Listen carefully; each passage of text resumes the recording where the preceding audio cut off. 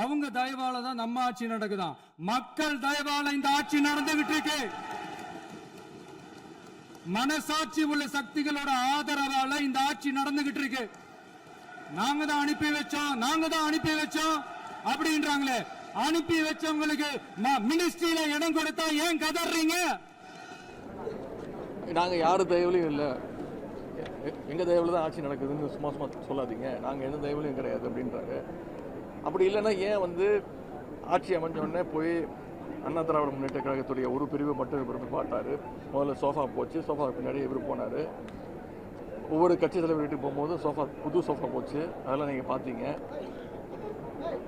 இப்போ அண்ணா திராவிட முன்னேற்ற கழகத்துடைய ஆட்சி அமைஞ்சதுலேருந்து இன்றைக்கி வரைக்கும் ஒவ்வொரு சட்டமன்ற உறுப்பினரை, அதுவும் அங்கே கட்சி அலுவலகத்தில் கூட கிடையாது, இங்கே சட்டமன்ற வளாகத்திலேயே போய் அமைச்சருடைய அறைகளே போய் கட்சியில் போய் சேர்ந்துட்டு இருக்கிறாங்க. இவங்க சட்டமன்ற உறுப்பினராகவே ராஜினாமா பண்ணிவிட்டு மேலே அமைச்சரோட ரூம்லேயே போய் கட்சியில் சேர்ந்துக்கிறாங்க. அதான் பீரோ புல்லிங் மாதிரி இன்றைக்கி அதிமுக எம்எல்ஏஸை இன்றைக்கு கூட அரசு ஒவ்வொரு சட்டமன்ற உறுப்பினராக இழுத்துக்கிட்டு இருக்கிறாங்க.